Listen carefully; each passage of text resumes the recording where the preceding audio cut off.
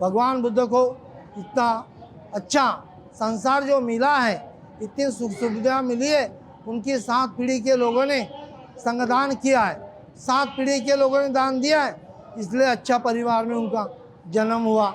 आषाढ़ पूर्णिमा के दिन में उन्होंने गृहत्याग किया। आषाढ़ पूर्णिमा के दिन धम्मचक्र को गति दी। आषाढ़ पूर्णिमा को भिक्षुओं के वर्षावास चालू होते तो संपन्न हुआ। अभी हो गया तो वर्षान काल अनिष्टितं, ये बारिश का मौसम खत्म हो गया, उसका उत्सव ये सारे लोग यहाँ मना रहे। भगवान बुद्ध के धम्म में बुद्ध ने जो महत्व बताया है, भिक्षु संघ आषाढ़ पूर्णिमा से श्रावण आश्विन पूर्णिमा तक जो 3 महीने का समय होता है, 3 महीने का काल होता है, अपने धम्म विनय का अभ्यास करते हैं और रोज उपासक उपासिकाएं धम्म का लाभ उठाते हैं। चरत भिक्खवे चारिकं बहुजन हिताय बहुजन सुखाय लोकानुकंपाय अत्थानुहिताय, म्हणून असा संदेश तथागताने दिला। आणि असा संदेश तथागताने दिल्यानंतर भिक्खूला सांगितलं तथागताने की 9 महिने तुम्ही भ्रमण करा, 9 महिने तुम्ही भ्रमण करा। 3 महिने तुम्ही ज्याप्रमाणे कास्तकार शेती करतो, नांगरतो, वखरतो, फण कासल्या वेचतो, सुपीक जमीन तयार करतो आणि ती तयार झाल्यानंतर तिची पेरणी करतो, पेरणी केल्यानंतर डवारणी करतो, डवारणी केल्यानंतर फवारणी करतो, फवारणी केल्यानंतर त्याची मोठमोठा माल झाला की त्याची कापणी करतो, मळणी करतो आणि वर्षभर तो माल साठवून ठेवतो आणि खातो। त्याचप्रमाणे भगवंताने संदेश दिला भिक्खूंना की भिक्खूंनो, ज्याप्रमाणे कास्तकार शेती करतो तशा प्रकारची तुमची शेती आहे, तुम्ही 3 महिने ती शेती सुपीक करा, निर्मल करा, पवित्र करा, पाती मोक्षाचा पाठ करा, 227 शिलाचं पालन करा, नेहमी तुम्ही सूत्र पठन करा। नमो तस्सा भगवतो अरहतो सम्मा सम्बुद्धस्सा। नमो तस्सा भगवतो अरहतो सम्मा सम्बुद्धस्सा। नमो तस्सा भगवतो अरहतो सम्मा सम्बुद्धस्सा। दिव्य प्रभा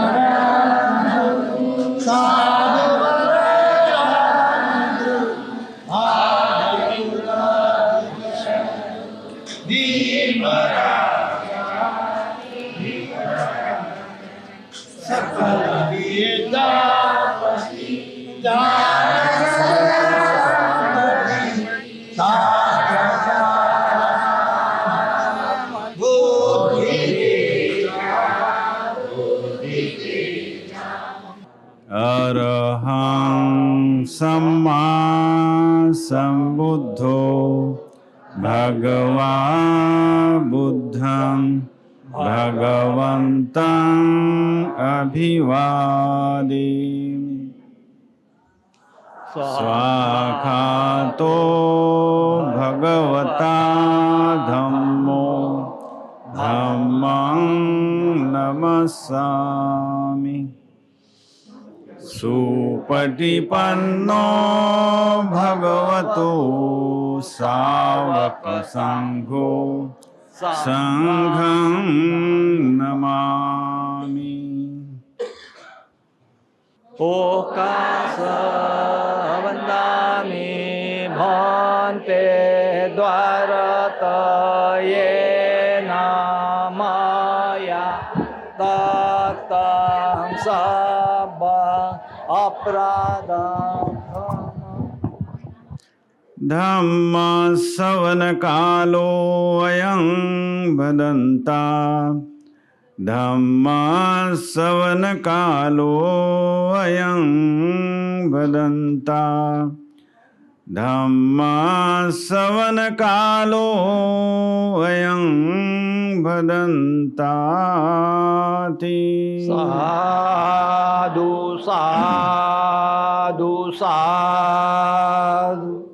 नमो तस्स भगवतो अरहतो सम्मा सम्बुद्धस्स। नमो तस्स भगवतो अरहतो सम्मा सम्बुद्धस्स। नमो तस्स भगवतो अरहतो सम्मा सम्बुद्धस्स। अहं वदामि यं कल्पतरु बुद्धविहारे अनंत आनंद कौशल्यानस्य आशीषो होती। पण तुम्ही रोज इथे गच्छामीति आगच्छामति तदनंतर कल्पतरु बुद्धविहारे धम्मानं शिक्ष्या गहन करितव्यं। धम्मं शिक्ष्यानंतर तुम्ही अंगेन रूपेण वचनेन मनेन पालितव्यन्ति। विश्ववंदनीय महाकारुणिक भगवान बुद्ध को मेरा प्रणाम है। इसी प्रकार आज हम यहाँ तक पहुँचे उस डॉक्टर बाबा साहब अम्बेडकर की जिनकी छाया हमारे ऊपर है। अंधेरे से उजाले में लाया तुमने, न हाथ में कोई तलवार थी, फिर भी कलम की जोर से हर जुल्मों के सर कुचल दिया तुमने। ये बाबा साहब ने हमें यहाँ पर उठा के लाया और आज यह वर्षावास कल्पतरु बुद्ध विहार कौशल्या नगर में बड़ी धूमधाम से मनाया गया। किसी प्रकार का दान मांगने के लिए कोई उपासिका गई नहीं, ना कोई फिगर लगाया गया। सभी ने अपने श्रद्धा से दान दिया। उस दान से इतना दान आया कि हमारी पारमी इतनी बढ़ चुकी है कि हमें मालूम भी नहीं था। भगवान बुद्ध को इतना अच्छा संसार जो मिला है, इतनी सुख सुविधा मिली है। उनकी 7 पीढ़ी के लोगों ने संगदान किया है, 7 पीढ़ी के लोगों ने दान दिया है, इसलिए अच्छा परिवार में उनका जन्म हुआ। आषाढ़ पूर्णिमा के दिन में उन्होंने गुरुत्याग किया। आषाढ़ पूर्णिमा के दिन धम्मचक्र को गति दी। आषाढ़ पूर्णिमा को भिक्षुओं के वर्षावास चालू होते तो संपन्न हुआ।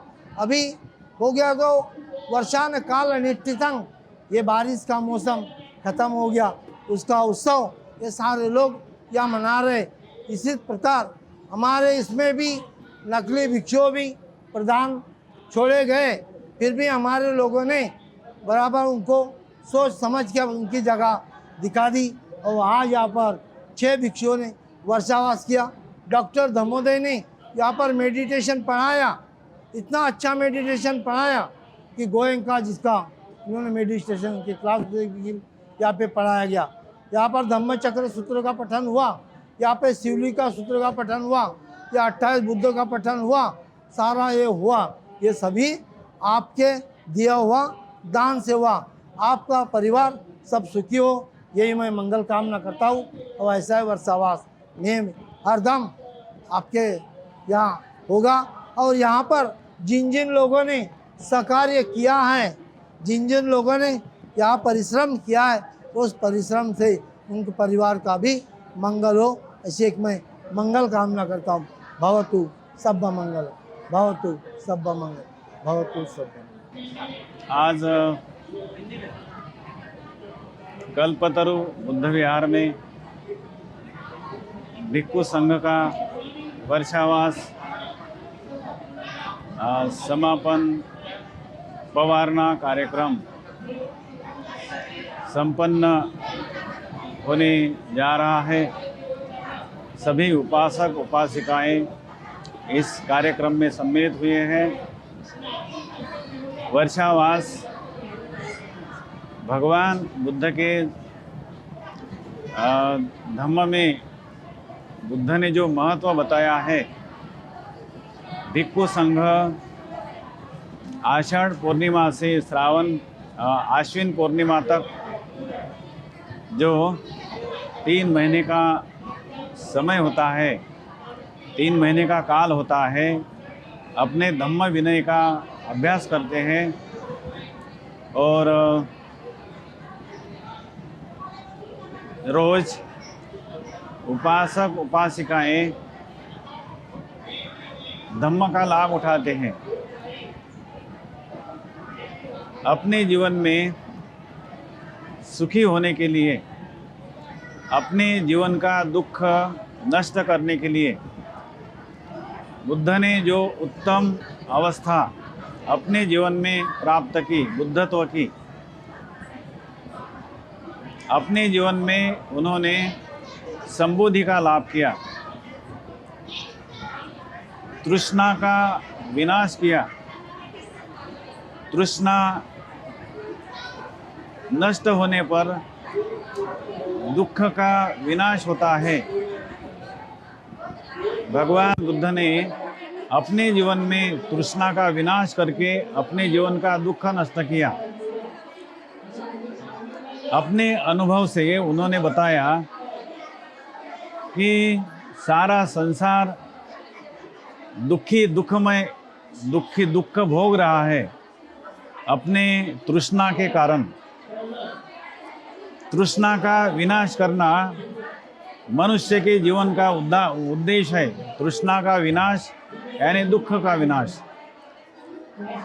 और दुख का विनाश करने के लिए भगवान बुद्ध ने भिक्खु संघ को जो वर्षावास बताया है, जो वर्षावास मतलब आषाढ़ पूर्णिमा से आश्विन पूर्णिमा तक जो धम्म विनय, शील विनय का जो पालन करना है, इसीलिए कि अपने जीवन में पूरा दुख नष्ट हो और उपासक उपासिकाओं को जो मार्ग दिखाया जाता है, मार्ग बताया जाता है, धम्म की देशना की जाती है, इस उद्देश्य से कि उनको भी प्रेरणा मिले शील पालन करने की, उपोषद शील पालन करने की, धम्म का आचरण करने की, धम्म को जानने की। और सारे उपासक अपने जीवन में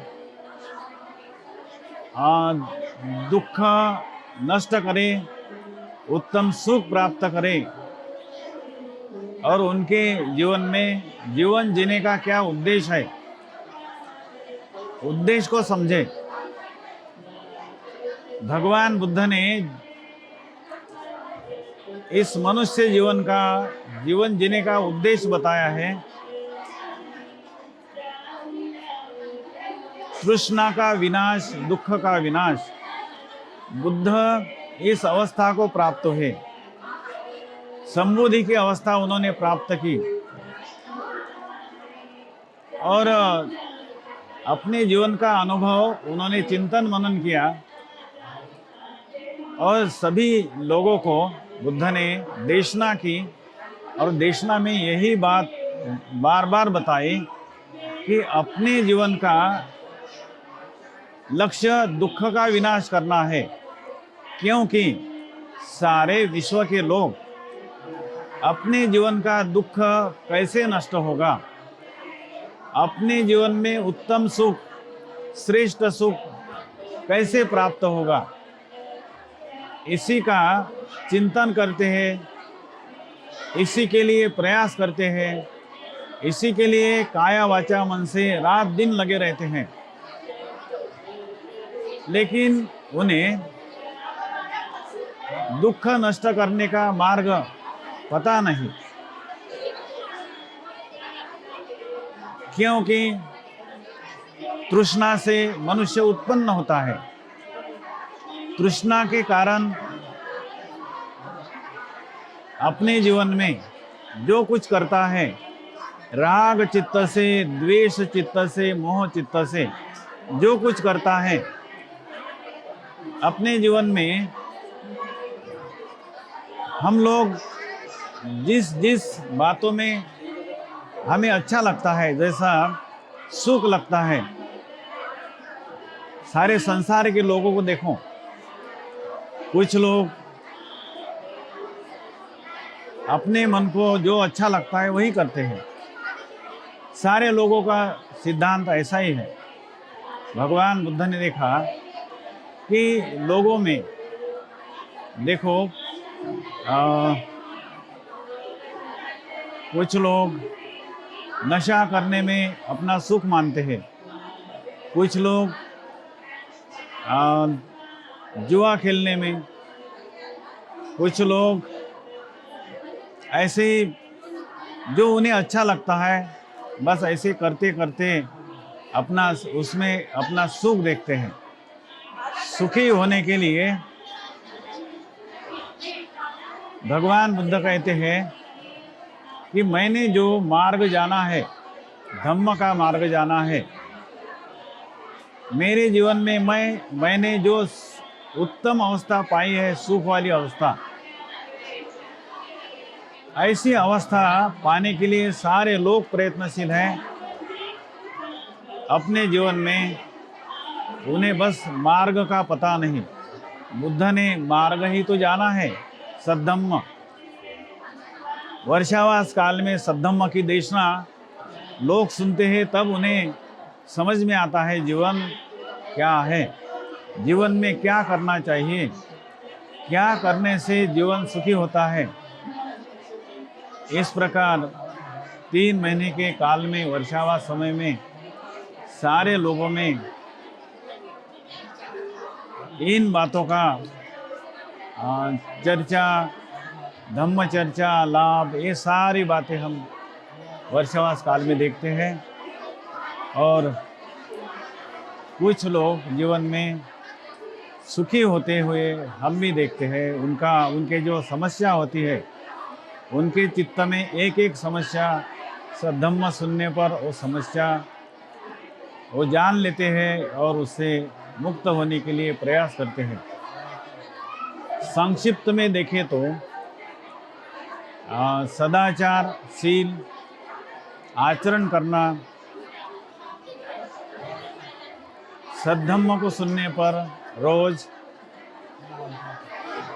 बुद्ध के गुणों का स्मरण, धम्म के गुणों का स्मरण, संघ के गुणों का स्मरण करना, अपने चित्त से विकारों का विनाश करने के लिए समाधि का अभ्यास करना, ध्यान समाधि का अभ्यास। इस प्रकार करने से मनुष्य का चित्त शांत होता है, दुख से मुक्त होता है। और दुख से मुक्त होना यही भगवान बुद्ध के धम्म का उद्देश्य है। और इसी कारण वर्षावास भिक्षु संघ करते हैं और उपासक उपासिकाओं को देशना देते हैं, भवतु सब्ब मंगलम, भवतु सब्ब मंगलम, भवतु सब्ब मंगलम। महाकारुणिक तथागत भगवान सम्यक संबुद्ध, त्यांचा स्वाख्यात असा त्यांचा श्रावक संघ आणि ईश्वरत्न बोधिसत्व डॉक्टर बाबासाहेब आंबेडकर या युगप्रवर्तक महामानवांना, बोधिसत्वांना कोटी कोटी प्रणाम करतो। सर्व पूजनीय भिक्षू संघाला त्रिवार वंदन करतो। सर्व श्रद्धावान बौद्ध उपासक उपासिका, बाल बालिका सर्वांच्या प्रती मंगल मैत्री कीर्तन करतो।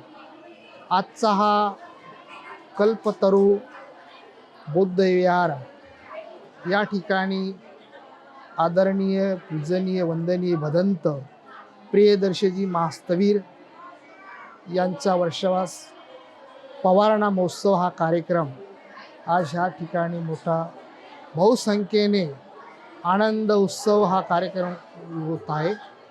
सर्व भिक्खू संघ या ठिकाणी, मोठमोठे विद्वान पंडित भिक्खू या ठिकाणी आलेले आहे आणि हजारोच्या संख्येने बौद्ध उपासक उपासिका सुद्धा आलेले आहे. बंधू भगिनींनो, हा काळ, हा वेळ, हा क्षण अतिशय मोलाचा आहे. ही तथागताच्या काळापासून चालत आलेली परंपरा ही प्रतिबल आहे. कारण तथागताने जो प्रथम वर्षावास सुरुवात केली होती, कारण जी आषाढी पौर्णिमापासून, आषाढी पौर्णिमेला पासून तथागताने ह्या वर्षावासाला सुरुवात केली आणि प्रथम तथागताने वर्षावास पहिला वर्षावास सारनाथ येथे केला आणि सारनाथ येथे केल्यानंतर शेवटचा वर्षावास तथागताचा जर झाला असेल तर तो वैशाली येथे, शेवटचा वर्षावास तथागताचा वैशाली येथे आणि तिथूनच तथागताने महापरिनिर्वाणाची घोषणा केली होती. महापरिनिर्वाणाची घोषणा केली होती. 3 महिन्याच्या नंतर माझं महापरिनिर्वाण होईल असं तथागताने सांगितलं होतं आणि म्हणून तोच संदेश तथागताने भिक्खूला दिला. चरत भिक्खवे चारिकं बहुजन हिताय बहुजन सुखाय लोकानुकंपाय अत्थानुहिताय, म्हणून असा संदेश तथागताने दिला आणि असा संदेश तथागताने दिल्यानंतर भिक्खूला सांगितलं तथागताने की 9 महिने तुम्ही भ्रमण करा, 9 महिने तुम्ही भ्रमण करा. 3 महिने तुम्ही ज्याप्रमाणे कास्तकार शेती करतो, नांगरतो, वखरतो, फण कासल्या वेचतो, सुपीक जमीन तयार करतो आणि ती तयार झाल्यानंतर तिची पेरणी करतो, पेरणी केल्यानंतर डवारणी करतो, डवारणी केल्यानंतर फवारणी करतो, फवारणी केल्यानंतर त्याची मोठमोठा माल झाला की त्याची कापणी करतो, मळणी करतो आणि वर्षभर तो माल साठवून ठेवतो आणि खातो. त्याचप्रमाणे भगवंताने संदेश दिला भिक्खूंना की भिक्खूंनो, ज्याप्रमाणे कास्तकार शेती करतो तशा प्रकारची तुमची शेती आहे. तुम्ही 3 महिने ती शेती सुपीक करा, निर्मल करा, पवित्र करा, पाती मोक्षाचा पाठ करा, 227 शिलाचं पालन करा, नेहमी तुम्ही सूत्र पठन करा, आमोशा पौर्णिमेला पाती मोक्षाचं अध्ययन करा आणि आपली काया, आपली वाचा, आपलं चित्त परिशुद्धी करा, निर्मल करा, कुशल करा आणि हा संदेश तुम्ही गावगावी पोहोचवा आणि हा संदेश तुम्ही प्रत्येकाला द्या. ज्याप्रमाणे हा संदेश बाबासाहेबांच्यामुळेच आज हा धम्म आपल्याला भेटलेला आहे. 14 ऑक्टोबर 56ला हा बाबासाहेब आंबेडकरांनी गुरुचंद्रमणीच्या हाताने दीक्षा दिली आणि हा पवित्र धम्म आपल्याला भेटलेला आहे. म्हणून आज लाखोच्या संख्येने बौद्ध उपासक उपासिका थायलंड, जपान, तिबेट, भूटान सर्व राष्ट्रात जातात.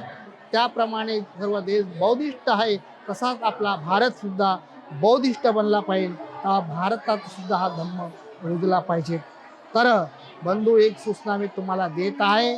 12 नोव्हेंबरला जो सम्राट अशोकांचा पुतळा सावनेर येथे बसत आहे, कारण सम्राट अशोकाने सुद्धा आपला मुलगा महेंद्र आणि आपली मुलगी संघमित्रा हे श्रीलंकेला पाठवलं आणि धम्माचा प्रचार आणि प्रसारासाठी. म्हणून अशोक सम्राटाचा पुतळा सावनेरमध्ये बसत आहे. त्याचप्रमाणे अनागारिक धम्मपाल श्रीलंकाचे असताना त्यांच्यामुळे महाबोधी विहार आपल्याला डोळ्यासमोर दिसत आहे अनागारिक धम्मपालमुळे. म्हणून अनागारिक धम्मपालचा पुतळा सुद्धा सावनेरमध्ये बसत आहे.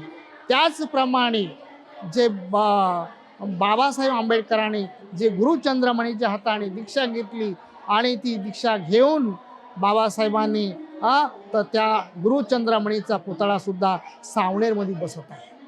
बाबासाहेबांचे गुरु दुसरे पहिले बुद्ध आणि तिसरे कबीर महाराजांचा पुतळा सुद्धा सावनेरमध्ये बसत आहे बंधूंनो. आणि त्याचप्रमाणे तिसरे गुरु क्रांतीसूर्य महात्मा ज्योतिबराव फुले यांचा पुतळा सुद्धा सावनेरमध्ये बसत आहे. क्रांती ज्योती जिच्यामुळे शिक्षणाचे दार खुले झाले, ती क्रांती ज्योती सावित्रीबाई फुले यांचाही पुतळा सुद्धा सावनेर बसत आहे. अरे बाबासाहेबांची अर्धांगिनी कधी नटली नाही, कधी थटली नाही, कधी रुसली नाही, कधी फुगली नाही, कधी कोणता हट्ट केला नाही त्या रमाईने. आणि ती 9 कोटी लेकराची आईच नाही तर विश्वांची आई ती माता रमाई आहे. आणि म्हणून त्या रमाईचा पुतळा सुद्धा सावनेरमध्ये बसत आहे. आणि ईश्वरत्न डॉक्टर बाबासाहेब आंबेडकरांचा पुतळा सुद्धा सावनेरमध्ये स्थापित होत आहे. आणि तथागताची उभी मूर्ती, भगवान बुद्ध, बाबासाहेबांना बसलेला बुद्ध हवा नव्हता, उभा बुद्ध हवा होता. आणि म्हणून उभी मूर्ती सुद्धा बाबासाहेब भगवान बुद्धाची मूर्ती बसत आहे. आणि योग प्रवर्तक महामानवाचे पुतळे 9 पुतळ्यांचं अनावरण येत्या 12 नोव्हेंबर 2023 रोज रविवारला ज्ञानज्योती भंतेजी, संगारामगिरी ताडोबाच्या जंगलामध्ये अरण्य भंतेजी त्यांच्या हस्ते आणि अशोकभाऊ सरस्वती यांचं आंबेडकरी विचाराचं कीर्तन त्या ठिकाणी आयोजन केलेलं आहे. त्यांच्या समकालीन पूजनी भिक्खू संघ आणि शिंदवाडा जिल्हा सौसर तालुका, पांडुर्णा तालुका, नरखेड तालुका, वरुड तालुका, काटोल तालुका, कळमेश्वर तालुका, सावनेर तालुका, कामठी तालुका, पारशिवनी तालुका अशा तालुक्यातले लोकप्रतिनिधी म्हणून त्या ठिकाणी येत आहे. एक छोटीशी धम्म परिषदचा कार्यक्रम आयोजन केलेला आहे. म्हणून सर्व श्रद्धावान बौद्ध उपासिकाला मी सूचना करत आहे की त्या कार्यक्रमाला सर्वांनी या आणि हा वर्षावासाचा फिरकाळ संदेश लोकांपर्यंत पोहोचू द्या. लोकांवर टीका टिप्पणी करण्याची गरज नाही, लोकांवर मैत्री करा आणि करुणा मैत्रीचा संदेश प्रत्येकाला द्या, एवढंच मी बोलू इच्छितो. आणि आपल्याला मंगल मैत्री करून माझे 2 शब्द पूर्ण करतो. भवतु सबमंगलम, भवतु सबमंगलम, भवतु सबमंगलम. सब्बे सत्ता सुखियन्तु, सब्बे सत्ता सुखियन्तु, सब्बे सुखियन्तु. या कालोघात वाहत असताना काळाची बंधने सर्वांना सोसावी लागत असते. परिवर्तन सृष्टीचा नियम आहे म्हणून आपल्यातही परिवर्तन झालंच पाहिजे. जर हे परिवर्तन होत नसेल किंवा हे परिवर्तन कुठेतरी थांबलं असेल, हे परिवर्तन घडवून आणण्यासाठी या पृथ्वीवर तथागत बुद्ध किंवा डॉक्टर बाबासाहेब आंबेडकर असे महापुरुष जन्म घेतात, तुमच्या आमच्यात परिवर्तन करून निघून जातात. खऱ्या अर्थानं तुमच्या आमच्यात परिवर्तन करून निघून गेले 2च महान पुरुष आहे, एक बुद्ध आणि बाबासाहेब आंबेडकर. म्हणून या 2च महापुरुषांना माझं त्रिवार पंचांग प्रणाम. का या 2 महापुरुषांना? कारण या विश्वामध्ये अनेक महापुरुष जन्माला आले, ते काल्पनिक स्वरूपाचे होते. काल्पनिक स्वरूपाचा एकही महापुरुष या जगाला काही देऊ शकला नाही. पण हे 2 जे महापुरुष आहे, एक बुद्ध आणि डॉक्टर बाबासाहेब आंबेडकर, यांच्या मागं फार मोठा इतिहास आहे. म्हणून हे सत्य आहे आणि या सत्य महापुरुषांना मी त्रिवार पंचांग प्रणाम करतो. जो बुद्धाच्या तत्वज्ञानाचा व बाबासाहेब आंबेडकर यांच्या विचाराचा प्रचार प्रसार करतो, असा सदा पूजनीय या कल्पतरू बुद्धविहारामध्ये आणि प्रियदर्शी भंतेजी यांच्या मार्गदर्शनाखाली जे 3 बौद्ध भिक्षुकांचं या ठिकाणी वर्षावास समापन समारोह या ठिकाणी निर्माण केलेला आहे. हा वर्षावास समारोह निर्माण का केला जातो? वर्षावासामध्ये भंतेजीचं काबिलत्व निर्माण होते. तो समाजाला जागृत करण्यासाठी तो काबिल बनतो. असंख्य बौद्ध भिक्षू आहेत. कोणी सैरावैरा सामने जीवन काटत असते, कोणी उपसंपदा भंतेजी जीवन काटत असते, कोणी महास्थवीर स्थवीर. एवढे मोठे भंतेजी का कसे जीवन काटतात हे एक बौद्ध भिक्षू आपला उच्चांक कसा गाठतो. भंतेजी खूप आहेत हो, पण प्रियदर्शी भंतेजी सारखा भंतेजी कोणी नाही. भंतेजी खूप आहे हो, भंतेजी खूप आहे, महास्थवीर भंतेजी खूप आहे, पण आता आम्हाला महास्थवीर कोणी नाही. पण एक महास्थवीर आहे, त्यांचं नाव महापंत भंतेजी आहे. तेच भंतेजी आम्हाला सर्व बौद्ध भिक्षुकांना चांगल्या मायेनं मायाळून हा संघ या महाराष्ट्रामध्ये नाही तर देशामध्ये आमच्या नागपूरचा, आमच्या महाराष्ट्रातला बौद्ध भिक्षू या जगाला उत्तेजित करतात. हे गौरवाची बाब आहे.